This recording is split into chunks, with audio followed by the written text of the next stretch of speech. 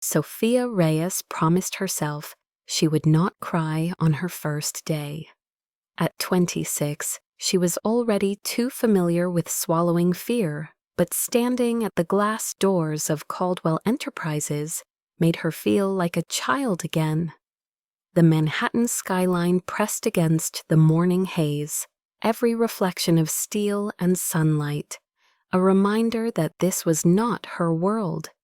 She was the daughter of immigrants who had worked 3 jobs to survive, a woman who had spent nights taking care of her sick mother instead of chasing dreams.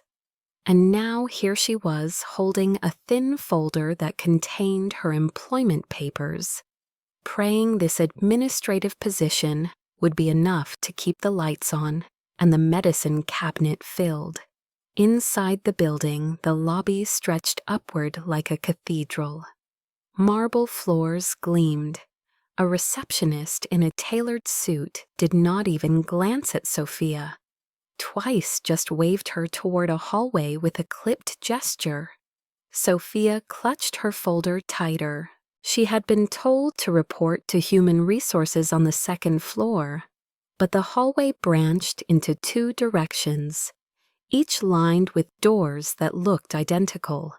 She chose the left corridor, following a sign that seemed to suggest employee services. Her heels clicked nervously on the tile. The sign led her to a frosted glass door with the word facilities. Assuming it was connected to HR, she pushed it open. A rush of cool air greeted her, along with the faint scent of chlorine and citrus cleaning spray. She blinked. It was not an office, it was the corporate gym. The treadmills were empty this early in the morning, their screens glowing silently in standby mode. A row of lockers lined the wall, and an open doorway revealed a corridor leading further inside. Sophia hesitated. She should turn around and find the right floor. But curiosity pulled her a step forward. She thought perhaps there might be a restroom she could use quickly before she faced her first meeting. The corridor led to a door marked changing rooms. She exhaled in relief, convinced she had stumbled into the women's locker area. Without thinking further, she pushed the door open. Steam billowed out in a soft cloud. Her eyes widened. The space was sleek, lined with pale stone and chrome fixtures. Showers whispered in the distance. She realized too late that this was not the women's side. Before she could retreat, the sound of water stopped and the curtain of steam parted. A man stepped out. He was tall, broad-shouldered, a towel draped loosely at his hips. His hair was wet, dark strands clinging to a sharp jawline. In one hand, he held another towel, which he used to rub his hair. The moment his eyes found her, the air seemed to stop. Sophia froze. She had never seen eyes like his pale gray, with flecks of steel, cold and assessing. For a heartbeat, she could not move. Heat rushed to her cheeks. She stammered an apology, already turning back toward the door, but the sound of his voice cut through the mist. "Stay." It was not a request. Her hand hovered on the door handle. She felt the authority in that single word press against her spine. Slowly, she turned back. The man stood perfectly still, the towel clutched in his hand, his gaze locked on her with an intensity that made her knees weak. "You are not supposed to be here," he said finally. His voice was low, smooth, but edged with irritation. "I was told to find human resources. I must have taken the wrong hallway." She managed her words tumbling over themselves. He tilted his head slightly, studying her as if she were an equation that did not add up. "No badge, no authorization, and yet you walked straight into the executive shower room." Sophia shook her head quickly. "I thought it was the women's changing area. I am sorry, it will not happen again." She tried the handle again, but in 2 strides he was there. his hand braced against the door above her shoulder. He was not touching her, but the proximity made her pulse race. He smelled faintly of cedar and clean soap, sharp against the humid air. "You cannot just walk away," he said. His tone carried both annoyance and something else, curiosity, perhaps disbelief. "Do you know who I am?" She nodded faintly. The name echoed everywhere in this city. Ethan Caldwell, youngest billionaire on the East Coast, the man who turned a crumbling family empire into a fortress of steel and finance. Ruthless in boardrooms rarely seen outside of them. Her voice was barely audible. "Yes, sir." "Then you know this is not the way you begin your career here," he replied, his eyes narrowing. "What department did you say you were assigned to?" Sophia swallowed hard. "Human resources. Today is my first day. I am supposed to meet with Miss Bennett at 9. The silence stretched. His eyes flickered with something unreadable. He stepped back, finally allowing her a breath. His gaze lingered on her modest blouse, the hem of her skirt, the way she clutched the worn folder against her chest like a shield. "First day," he repeated. A faint trace of amusement crossed his face, gone as quickly as it appeared. "Most people spend months trying to avoid me."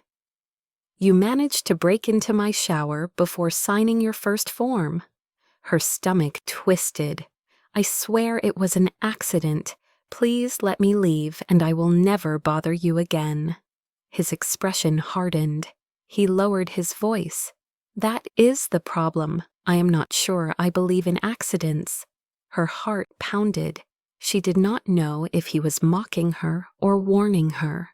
The steam thickened again, wrapping the room in a haze. He finally stepped aside, but his last words followed her as she gripped the handle. "We will see each other again soon, Miss Reyes." Her breath caught. He had not asked her name yet. Somehow he already knew it. When Sophia stumbled back into the corridor, her hands trembled. The first day had barely begun, and already she had crossed a line that could change everything. The next morning's sun spilled across the glass facade of Caldwell Enterprises, catching the attention of commuters and tourists alike, who often stopped just to take a picture of the building that symbolized power in the city. For Sophia, Reyes walking through those doors for the second time felt heavier than the first. The memory of yesterday's humiliating encounter in the corporate gym clung to her like a shadow she could not shake. She pressed her palms against the strap of her handbag as if she could hold herself together with sheer force. Inside the office looked like another world entirely. The lobby stretched wider than she remembered, polished stone floors, gleaming with reflections of chandeliers. Men and women in suits moved briskly with phones at their ears, and laptops balanced under their arms. No one noticed her plain blouse, or the fact that her shoes had been repaired twice already. For them, she was invisible, just another new hire trying to find her way. Human resources occupied a quiet wing on the second floor. Mrs. Bennett, the HR officer with glasses perched on the tip of her nose, barely glanced at Sophia before printing her ID badge. "You will start in administrative support, $18 an hour, medical benefits after 3 months. Report directly to the floor manager." She rattled the information off like a script, not once looking up to see the relief softening Sophia's features. For the first time in months, she felt the grip of fear loosen slightly. She had work. A paycheck was coming. That was all that mattered. Yet as she clipped the badge onto her blouse, she could not ignore the chill that ran through her at the memory of Ethan Caldwell's voice. "We will see each other again soon." She wanted to believe he had forgotten her, that in his world filled with power brokers and million-dollar deals, she was nothing more than a misplaced accident. But whispers travel faster than elevators in this building. By noon, a few colleagues from administrative support had already begun murmuring about the girl who wandered where she should not. Sophia kept her head down, filing documents, answering calls, pretending not to hear. What she did not know was that Ethan Caldwell had already summoned her file. His office occupied the top floor, a domain separated from the rest of the company by security checkpoints and private elevators. The space was more than an office. It was a command center. Floor-to-ceiling windows opened to a sweeping view of the Hudson. A mahogany desk sat like a throne, and behind it stood a man whose reputation made board members shift nervously in their seats. Ethan was only 34, yet his presence carried the weight of someone twice his age. His suits were tailored with ruthless precision, his watches discreet yet priceless, his movements economical, as though even the act of breathing was calculated. He had inherited a company teetering on collapse, and within 6 years rebuilt it into a fortress that dominated the East Coast market. Investors called him a genius, rivals called him merciless, and employees spoke of him with a mixture of fear and reverence. What they did not know was that behind the polished image lay scars he never revealed. Shadows from a childhood spent clawing for control in a world that had offered him none. When the report about a new hire accidentally entering his private shower room crossed his desk, most expected him to dismiss it with contempt. Instead, he leaned back in his chair and asked for every piece of information about Sophia Reyes. Within hours, her entire background was laid out before him. State University graduate. No prior experience in finance. Several short-term jobs in retail and caregiving. A spotless reference from her last employer who had written she was disciplined, unfailingly honest, and impossible not to trust. Ethan's gaze lingered on the line that listed her emergency contact. Maria Reyes, mother, health condition unspecified. He tapped the folder thoughtfully. Most people who entered his world wanted something from him. Money, influence, protection.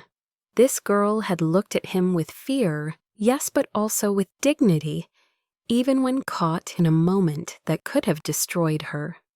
He was not sure why that unsettled him. On the lower floors, Sophia tried to ignore the sense that she was being watched. The office buzzed with activity phones, ringing keyboards clattering, executives sweeping past in perfumes and power ties. She answered calls, scheduled meetings, stapled reports, until her fingers ached and told herself she could belong here if she just kept her head down. But belonging in a place like Caldwell Enterprises was not so simple. When the clock struck 3, a message popped onto her screen. Report to the 48th floor. CEO's office. Sophia's breath caught. She looked around to see if anyone else had received the same notice, but no one moved. Her manager gave her a quick once-over and whispered, "Good luck." It sounded more like a warning than encouragement. She stood slowly, straightened her skirt, and tried to smooth the nerves from her face. The elevator ride to the top felt endless. With every floor that passed, she rehearsed apologies in her head. She imagined security escorting her out, her badge deactivated before she could even explain. But when the doors opened onto the hushed corridor of the executive suite, silence swallowed her. The walls were glass, and steel art pieces hung like secrets. and assistants moved soundlessly, their gazes sliding past her, as though she were already marked. Ethan's personal assistant, a woman with sharp eyes and stilettos that clicked like clock hands, approached her. "Mr. Caldwell will see you now." Sophia's pulse hammered in her ears. She stepped forward, feeling the weight of the world pressed down on her shoulders. She did not know yet that this meeting would alter the course of her life forever. Sophia entered the office with her breath caught in her throat. The room was enormous, framed by glass walls that revealed the city sprawled out below like a living map. She had never stood in a place so high, so removed from the streets she knew. Ethan Caldwell stood near the window, his back to her, dressed in a navy suit, so sharp it seemed to cut through the air. For a long moment he did not turn, and the silence pressed against her chest until she felt suffocated. When he finally faced her, his expression was unreadable, eyes cool, mouth set in a line that betrayed neither anger nor amusement. "Sit," he commanded, his voice smooth but edged with steel. She obeyed, sinking into the leather chair across from his desk, clutching her folder like a shield. He rested his hands on the desk, fingers steepled, gaze fixed on her.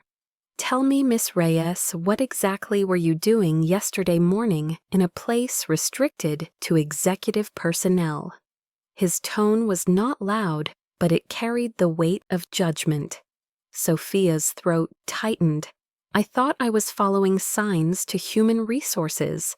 I ended up in the gym by mistake. I am sorry. I should have turned back immediately." He studied her carefully, as if waiting for her to contradict herself. "You expect me to believe that on your very first day, without even a badge, you wandered into the one place employees avoid at all costs?" His eyes narrowed. "That is either remarkable bad luck or remarkable boldness." Sophia forced herself to meet his gaze. "It was bad luck, sir, nothing more. I do not want trouble. I just need to do my job." He tilted his head slightly, as though her words intrigued him. "Most people beg to stay here to climb closer to power. You sit there telling me you only want to work. Why should I believe you are different?" She gripped her folder tighter. "Because my life is not about climbing ladders. My mother is sick. I need this job to pay for her medication. That is all." For the first time, a flicker of something passed over his face, quickly masked again. He leaned back in his chair, tapping one finger lightly against the desk. "Your honesty is inconvenient," he said. "Most lie to me without hesitation." She blinked, unsure how to respond. He stood suddenly, moving toward the window again, his voice carrying across the room. "I should dismiss you. Any other employee who entered my private space would be gone already. Yet here you are, still seated in front of me. Why do you think that is?" Sophia hesitated. "I do not know, sir. Perhaps you see no threat in me." He turned, then his gaze sharp. "No threat, perhaps, but not invisible either. That alone makes you unusual." He walked back to his desk, lifted a document, and placed it before her. "Effective immediately, you will not serve in general administration. You will work under me directly as a temporary secretary." Sophia's mouth fell open. "Sir, I think there must be a mistake. I do not have the qualifications for such a role." He cut her off with a wave of his hand. "Qualifications can be trained. What cannot be trained is discretion, loyalty, and the ability to hold your ground even when you are terrified. You displayed all three yesterday." She flushed, remembering the suffocating steam. His cold gaze, her trembling voice, refusing to crumble. "I do not understand why you would trust me." He leaned closer, eyes fixed on hers. "I am not trusting you, I am testing you. This will last 1 month. If you fail, you are gone. If you pass, we will speak again." Her chest tightened with both relief and fear. A promotion on her first day was unheard of, yet it felt more like a sentence than a reward. What exactly would I be expected to do? His lips curved faintly, not quite a smile. Schedule my meetings, filter my calls, manage correspondence, and most importantly, keep your mouth shut. You will see things no one else in this building sees. If one word leaks outside these walls, your career ends before it begins. Do you accept? Sophia thought of her mother, of unpaid bills stacked like accusations on the kitchen counter. She swallowed hard and nodded. Yes, I accept. His eyes lingered on her, as if weighing her soul. Good. Then we understand each other. He pressed a button on his desk phone, and within seconds his assistant appeared. "Eleanor, this is Miss Reyes. She will replace your second in command for the next month. Set her up with everything she needs." Eleanor's eyes flickered with surprise, but she only nodded crisply. "Very well, sir." Sophia stood slowly, legs unsteady. Ethan did not dismiss her with words, only a final glance that seemed to pin her in place. It was a look that warned her this was not mercy but scrutiny. As she followed Eleanor out of the office, Sophia's mind raced. She had not been fired. She had been pulled closer to the man everyone else feared. Whether that was fortune or disaster, she could not yet tell. Sophia spent the next days walking on a tightrope. Her desk was placed just outside Ethan Caldwell's office, a minimalist space with a phone that rang constantly, a laptop linked to his private calendar, and a window that offered a view so dazzling she often had to force herself to look away. Every moment was a test. She scheduled meetings, filtered calls, and handed him documents with hands that trembled less each day.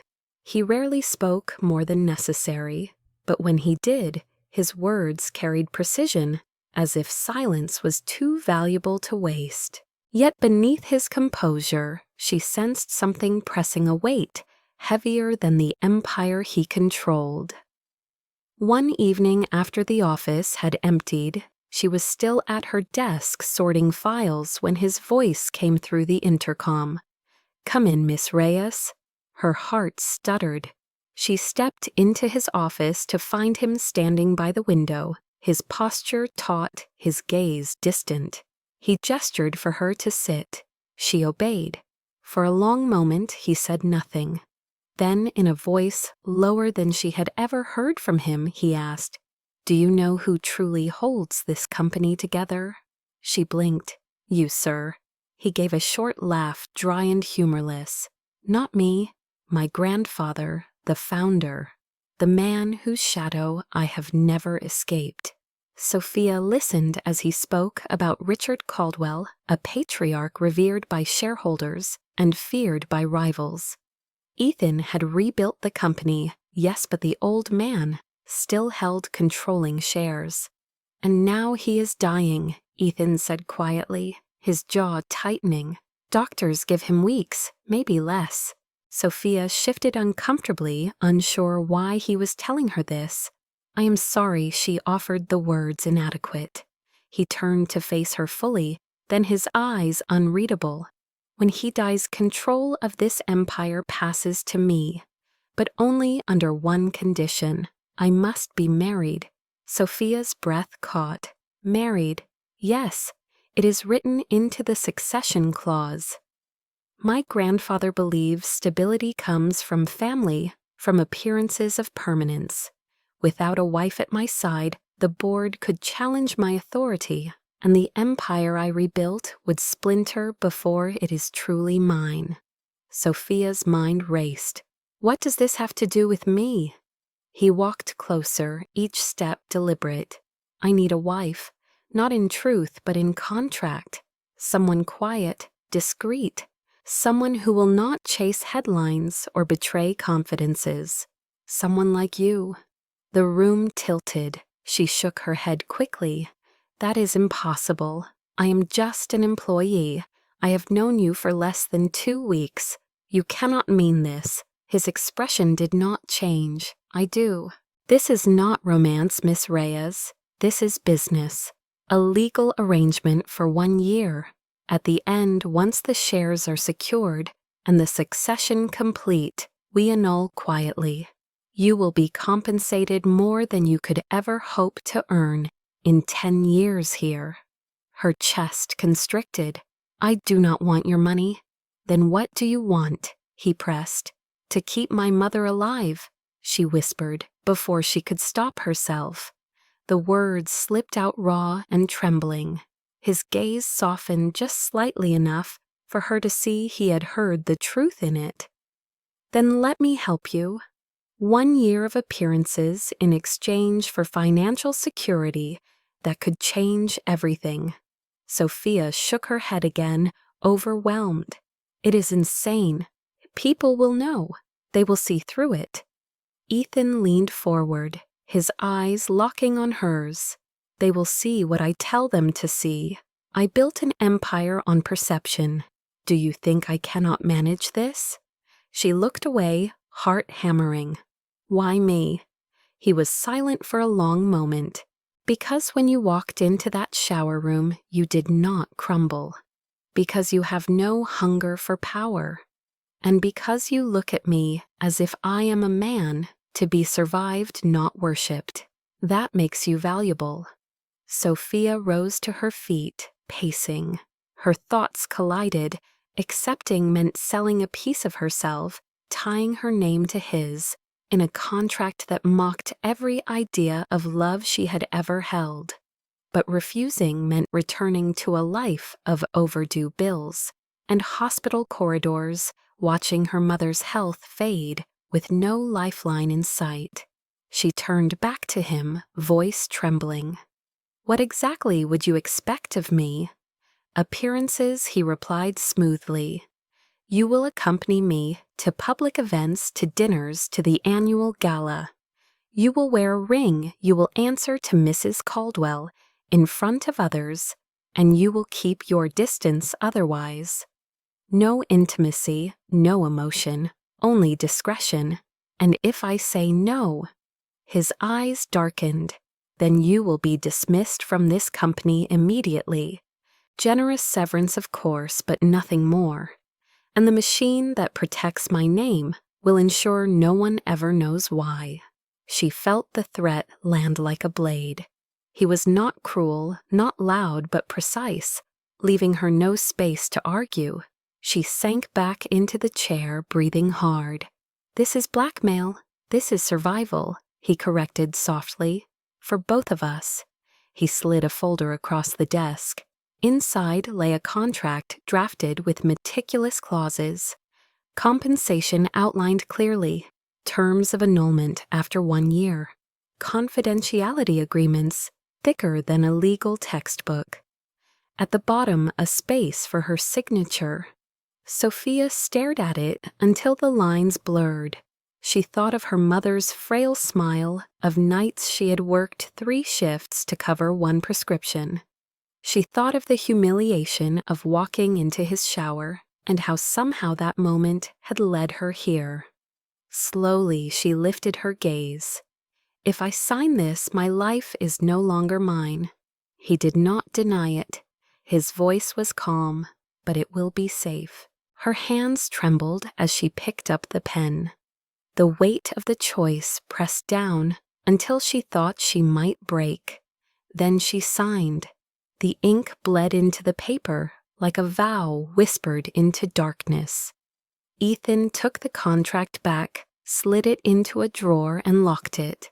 For the first time since she had met him, he allowed a shadow of a smile to touch his lips. Welcome to the arrangement, Mrs. Caldwell. The title hit her like a stone.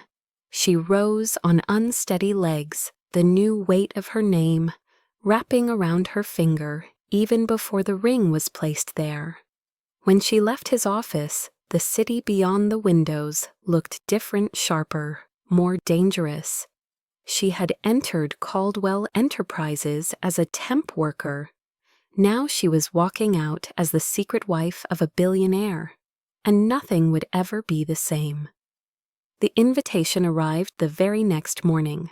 Sophia found it on her desk, sealed in heavy cream paper, embossed with gold lettering. Caldwell Enterprises Annual Charity Gala. Attendance mandatory. Black tie. She stared at it until the words blurred. This was not a simple dinner. This was the event of the year, covered by the press, attended by senators, celebrities, and the most ruthless of business competitors. And now she would have to attend as Ethan Caldwell's wife.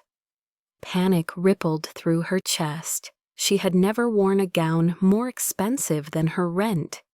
She had never walked across a ballroom filled with cameras.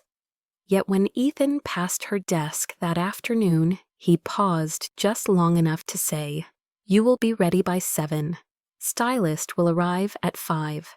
No further explanation, no opportunity to protest. She nodded mutely, her throat dry.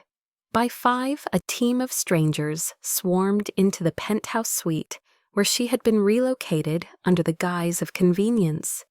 Dresses in shimmering fabrics hung from rolling racks. Jewelry sparkled like liquid light on velvet trays. A makeup artist studied her face with critical eyes before murmuring, "She has good bone structure. It will work." Sophia sat still as brushes swept across her skin. Her hair pinned and curled. Her lips painted a shade of crimson that made her feel like someone else. The stylist pulled a gown over her shoulders. Black silk cut close to her frame, the neckline modest, but the effect devastating. When she stood before the mirror, she barely recognized the reflection. Not the girl who had juggled 3 jobs, not the woman who had stumbled into the wrong locker room. A stranger, a disguise. At 6:55, the door opened and Ethan entered, fastening his cufflinks. His tuxedo fit him like it had been carved into existence for his body alone. He froze for the briefest of seconds when he saw her, his gray eyes flickering with something unguarded before his expression reset. "You look appropriate," he said smoothly.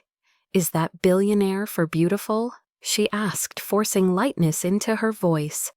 A hint of a smile tugged at his lips. "Do not push your luck." She smirked, but her nerves rattled harder. He offered his arm. She hesitated, then slipped her hand onto it. His arm was warm, steady. The town car waited downstairs. Photographers lurked outside the hotel entrance, but Ethan's security team kept them at bay. Still, the moment they stepped out, flashes exploded like gunfire. Sophia's breath hitched. Ethan's grip tightened on her hand, anchoring her. "Do not look at them," he murmured. "Look at me." She forced her eyes up. The steadiness in his gaze calmed her heartbeat just enough to walk forward. At the gala, the ballroom glittered with chandeliers and polished marble. Conversations hummed with money and ambition. Sophia's heart pounded as heads turned, as whispers began. Who is she? Where did she come from? Ethan guided her through it all, his hand at the small of her back, his posture protective yet casual enough to look like affection. He introduced her without hesitation. "My wife, Sophia Caldwell." The words rolled off his tongue like they had always been true. The reactions varied, some smiles too sweet, others sharp with curiosity. One woman draped in diamonds leaned close and asked, "Where did he find you?" Before Sophia could answer, Ethan cut in coldly. "She runs circles around most of the people in this room, present company included." The woman flinched, muttered something about champagne, and retreated. Sophia glanced up at him, surprised. "You did not have to defend me." "I did not," he replied without looking at her. "You called me smart. You do not even know me." His gaze slid back to hers. "That is where you are wrong." He listed observations with unnerving accuracy. "You notice details others miss. You dress modestly, but never hide. You are afraid of heights, but not of people. And you walk like someone who has rebuilt her life more than once." Sophia's breath caught. For a moment the gala noise faded, leaving only the truth between them. Then Ethan turned away, guiding her toward a senator waiting to greet him. The night stretched on in a blur of toasts and introductions. Sophia played her part, smiling, nodding, sipping champagne without tasting it. Yet beneath the facade, her chest swelled with conflicting emotions: fear, gratitude, a dangerous spark of something she refused to name. By midnight, when the final speeches ended and the orchestra struck its last note, Sophia was exhausted.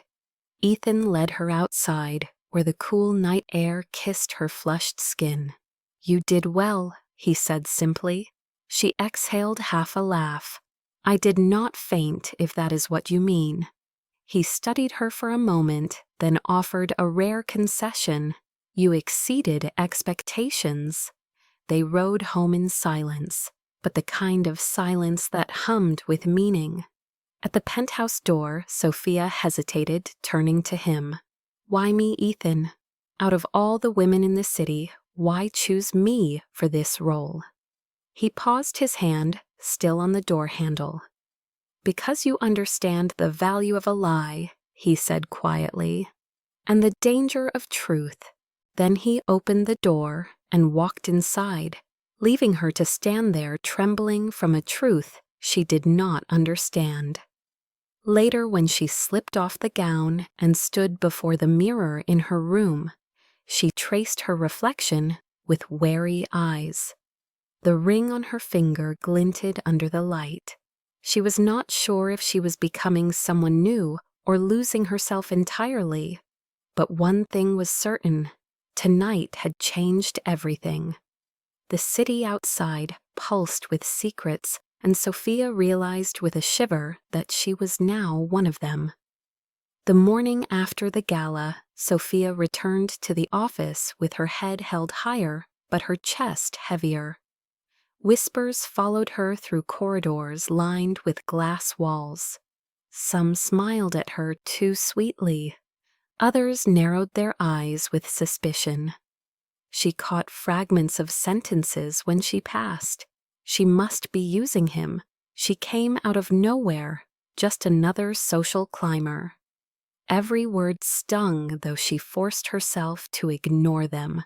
She buried her pain in tasks, scheduling meetings, drafting notes, and answering calls with a voice steadier than her heart. But at lunch, she overheard a pair of interns near the break room giggling, whispering that she had probably tricked her way into Ethan's bed. The words sliced through her like knives. She wanted to scream, but instead, she walked away silently, her pride a brittle shield. That evening, rain swept across the city, hammering against glass towers, drowning the streets in silver. Most employees left early, but Sophia stayed late, finishing reports Ethan needed for the board. She sat alone under fluorescent lights when the elevator doors opened and he appeared.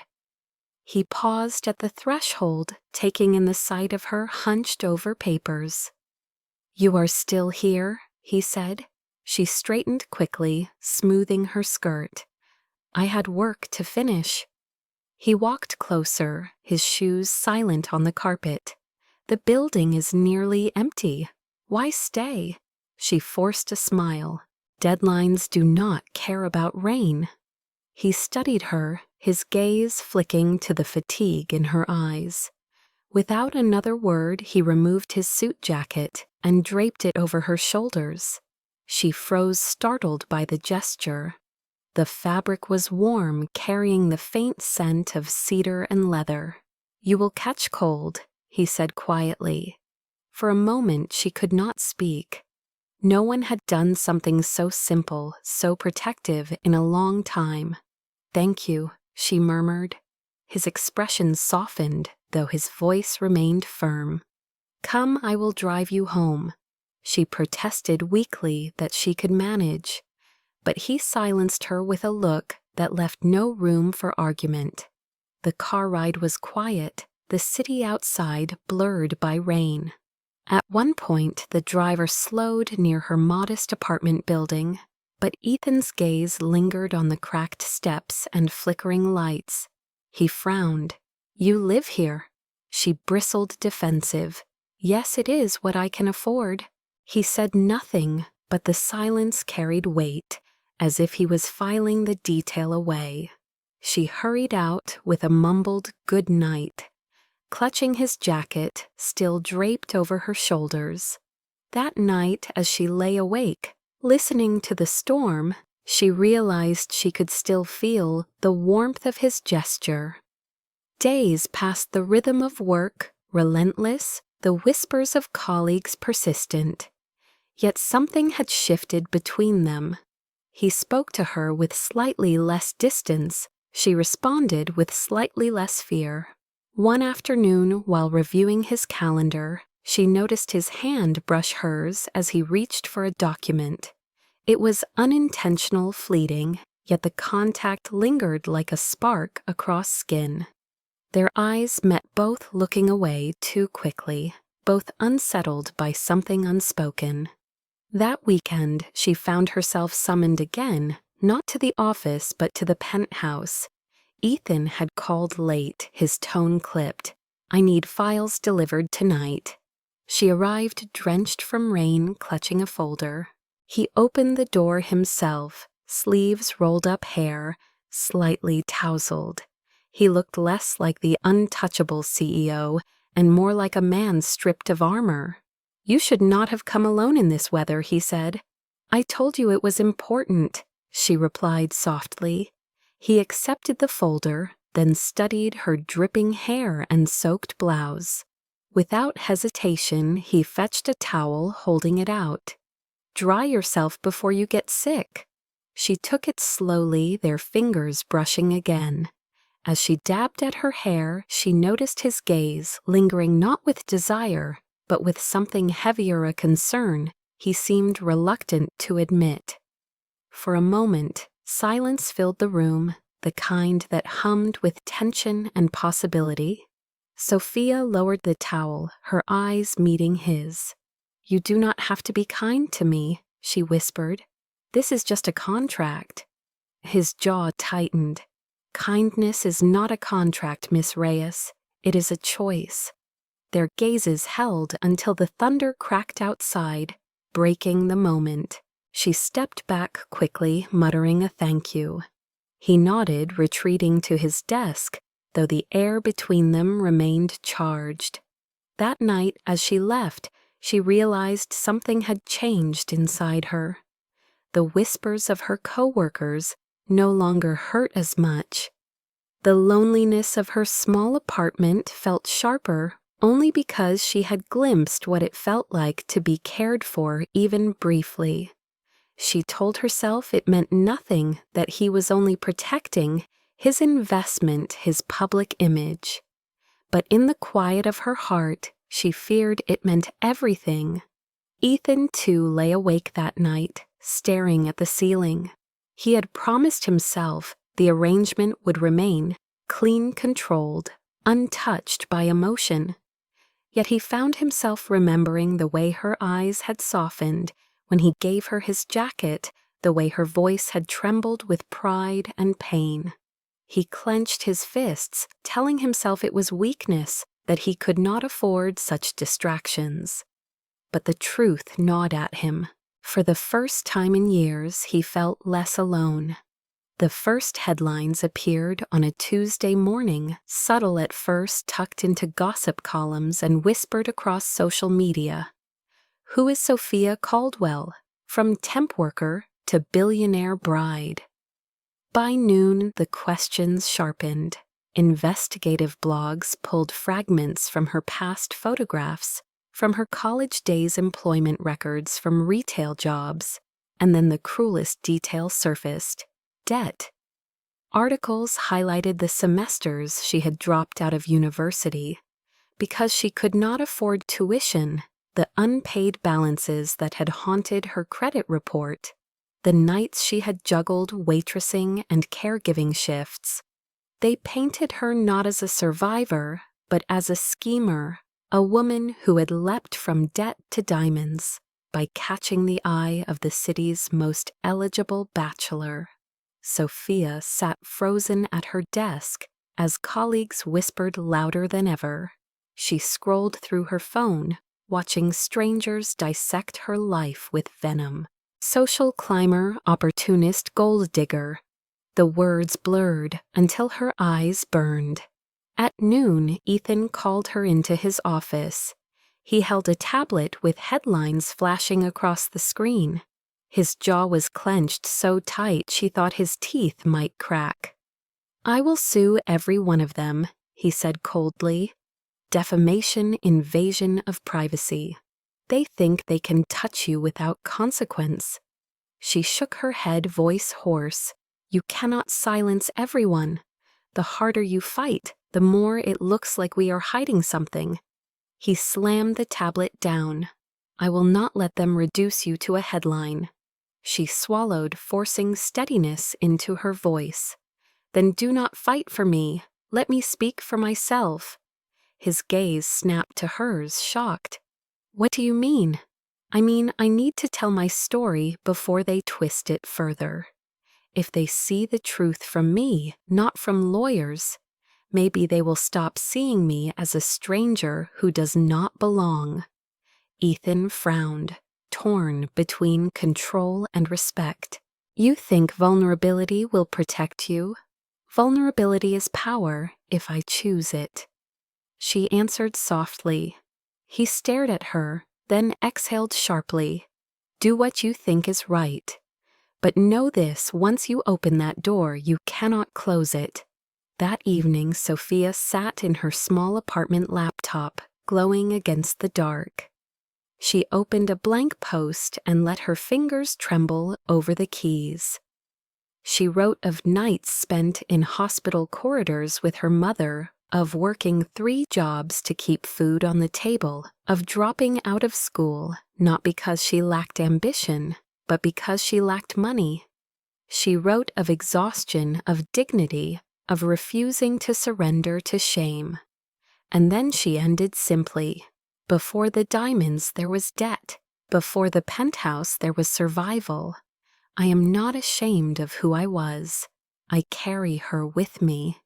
She posted it without rereading. Within hours it went viral. Thousands of comments flooded in, some cruel, calling her desperate, but many more compassionate. People saw themselves in her struggle, in her determination. Strangers wrote, "Thank you for saying what we all feel, thank you for not erasing the hard parts." By midnight, her name trended nationwide.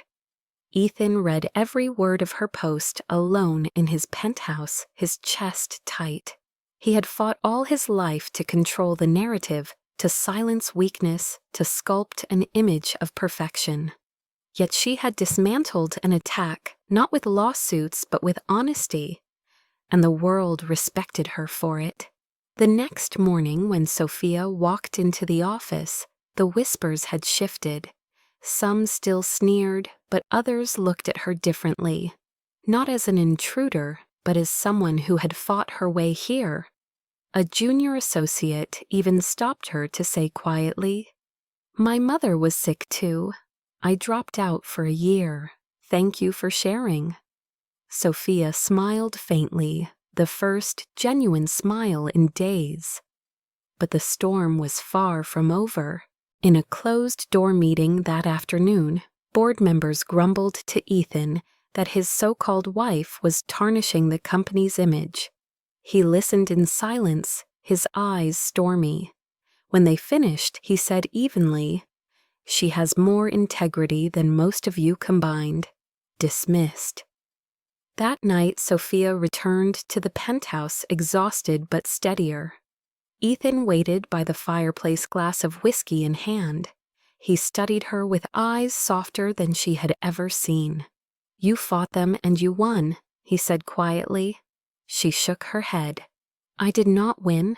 I just told the truth." And for the first time in a long time, it was enough. He set the glass down and stepped closer. "You do not realize what you did. You reminded me that power does not always mean control. Sometimes it means the courage to stand unguarded." She blinked, startled by the rawness in his voice. "I did not do it for you. I did it for me, for my mother, for every person who has ever been silenced by shame." He nodded slowly, accepting. "But know this, Sophia. You may think you are ordinary, but in this world, honesty like yours is extraordinary."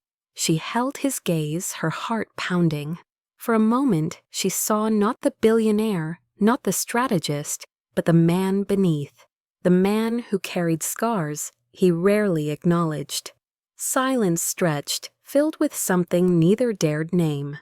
She turned away first, her hands trembling. "Good night," she whispered. But when she closed the door to her room, she leaned against it, heart aching with a dangerous truth. She was no longer afraid of the world outside. She was afraid of what she was beginning to feel inside. The weeks that followed were quieter on the surface, but inside Sophia, the storm grew louder. Her post had changed public perception, yet it also changed the dynamic between her and Ethan in ways she could not control. He treated her with more visible respect, consulting her before events, asking her opinion in moments where silence once sufficed. But with every gesture, she felt the invisible line between their contract and their hearts blur. One evening, after a grueling day of meetings, she returned to the penthouse to find Ethan seated at the piano in the music room, fingers brushing keys without sound. He looked up when she entered, his expression unguarded. "Do you play?" she asked softly. "I used to," he admitted, then added. "My mother insisted, but after she left I stopped." Sophia stepped closer, sensing the vulnerability in his voice. She rested her hand on the polished edge of the instrument. "Music was the only thing that ever felt mine," she said before bills and hospital visits stole it away. He studied her quietly. "Play something," he urged. She shook her head. "I am out of practice." "I do not care," he replied. Slowly, hesitantly, she let her fingers press a simple melody. The notes were imperfect, fragile, but in the stillness of the room they felt like confessions. When she finished, her breath shook. Ethan leaned forward, his voice low. "You remind me of something I thought I lost." She met his gaze, her chest tightening. "And what is that?" "Hope." The word slipped out before he could stop it. Sophia froze. Silence fell heavy, the kind that revealed too much. She stood abruptly, muttering good night, and fled to her room, heart pounding with terror. That night, she lay awake, staring at the ceiling. She had promised herself this arrangement would remain transactional, her heart locked away. But now Ethan was breaking rules he had written himself, and she was powerless to resist the pull. Days later, the inevitable confrontation came. They were in his office late at night, the city glowing beneath the glass walls. He was reviewing contracts, she was sorting papers. Without looking up, he asked, "Do you regret signing our agreement?" She hesitated, her throat dry. "Sometimes?" His eyes lifted sharp. "Because you feel trapped. Because I feel invisible," she whispered. "Out there people see me as nothing but your accessory. In here you keep me at arm's length. I do not know who I am anymore." He leaned back, his expression hard. "This was always meant to be temporary. You knew that." Her chest tightened. "And yet you keep crossing lines. You defend me. You listen to me. You look at me like I matter. Which is it, Ethan? Am I just your placeholder wife, or something more?" The question cracked the air between them. He stood abruptly pacing to the window. His reflections stared back at him in the glass haunted.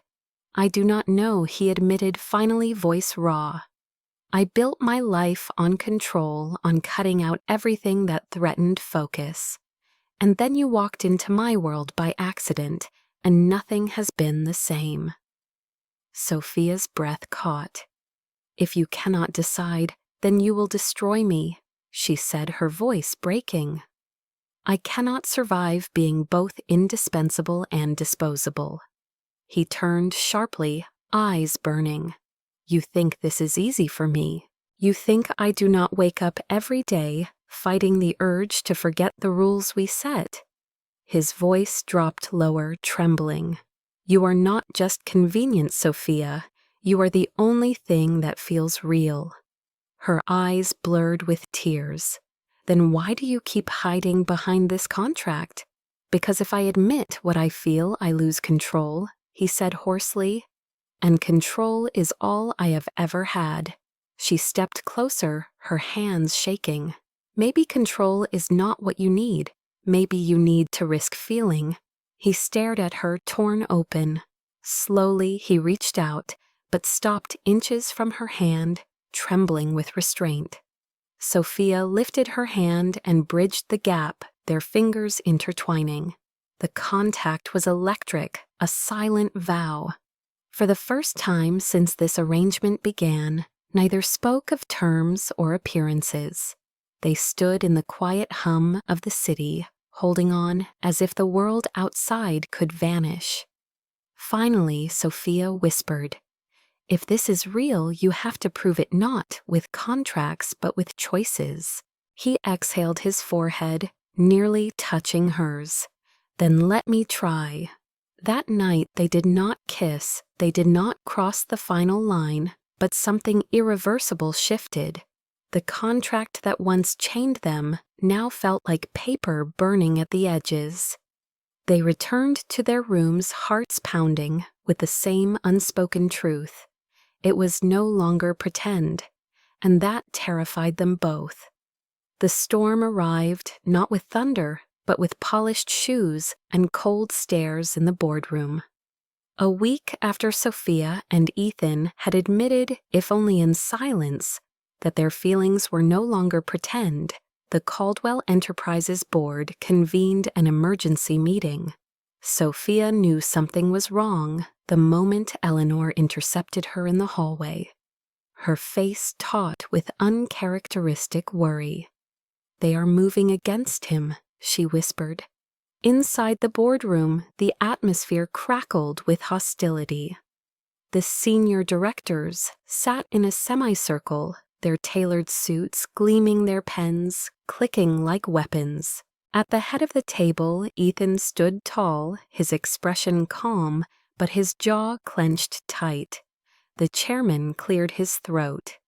"In light of recent scandals surrounding your so-called marriage, shareholders have raised concerns regarding reputational instability. Effective immediately, we will vote on whether to remove you as CEO." Sophia, seated discreetly near the back, felt her stomach drop. Ethan's gaze flicked to her for only a second, then back to his enemies. "You think my leadership is compromised because I chose to marry quietly," he said, voice steady. The chairman smirked, not quietly, recklessly. "You have entangled the company with a woman whose background has been plastered across tabloids. Debt, poverty, hardship. These are not the marks of stability." Sophia's cheeks burned, but she kept her chin high. Ethan's voice sharpened. "You speak of stability while forgetting who saved this company from collapse.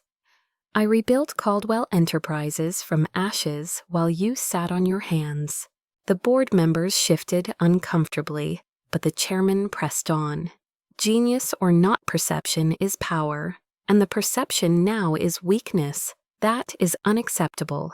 A vote then. One by one hands rose, each lift of a wrist like a dagger. Sophia's throat closed. Ethan watched, face unreadable, until the count was clear. The motion had passed. He was stripped of his title. Silence followed, heavy and triumphant on their part, devastating on hers. Sophia's instinct was to stand, to defend him, to shout the truth of his worth. But Ethan spoke first, his voice cutting through the air like steel. If this company prefers an empire built on appearances rather than results, then so be it. I will not beg for a throne I already proved I deserved. He turned and walked out. His stride measured, his dignity intact. Sophia followed quickly, her heart breaking. In the corridor, she caught up to him. Ethan, wait. He stopped only when they reached the glass atrium, the city sprawling endlessly below. His shoulders were rigid, his fists clenched. Do not look at me like that, he said quietly. Like what? Like I have lost. She swallowed hard. They took your position. That is not the same as losing. He turned to her, his eyes burning with something fierce. You are right, because I still have you. Her breath caught. Ethan, you cannot say that. If I stay with you now, I will destroy what little chance you have left to reclaim this company. His jaw tightened. You think I care about the company more than I care about you. That is what this was about from the start, she whispered. The contract, the appearance, the inheritance. It was never about me. His eyes softened, his voice breaking. It is about you now. For the first time, I am choosing something not for legacy, not for control, but for myself. And I choose you. Tears pricked her eyes. If I stay, they will use me as a weapon against you. If I leave, maybe they will give you back what you built. He stepped closer, his hands trembling, as they hovered near her arms without touching. If I lose everything but keep you, I still win. The words shattered her. For a moment she could not breathe, could not think, only feel the raw devotion in his voice. She pressed her forehead to his chest, her tears dampening his shirt. I do not want to be the reason you fall. He held her close, finally wrapping his arms around her, as if he had been waiting for this moment all his life. Then let me fall, he murmured, because falling with you is the only way I will ever rise. In that embrace, in that vow, whispered against the backdrop of the city lights, Sophia realized the truth. The contract had bound them by necessity, but love, real, reckless, undeniable love, was what bound them now. And no boardroom, no scandal, no empire could break it. The call came at dawn.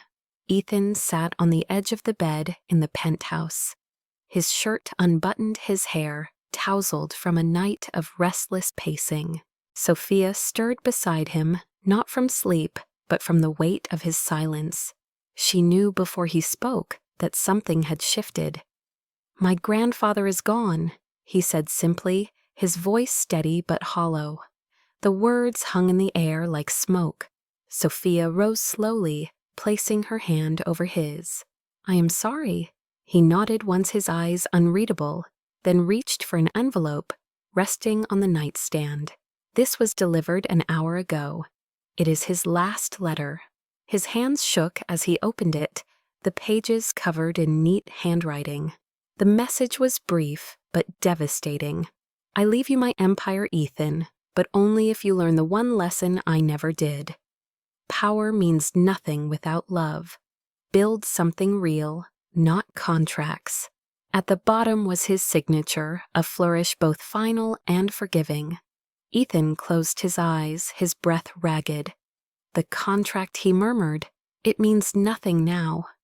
Sophia felt her chest tighten. So it is over. He looked at her then raw and stripped of armor. No, it is beginning. The gala-sized ring on her finger suddenly felt heavier. She whispered, "So what are we now, Ethan?" His answer came with no hesitation. "We are what we choose to be. I choose you.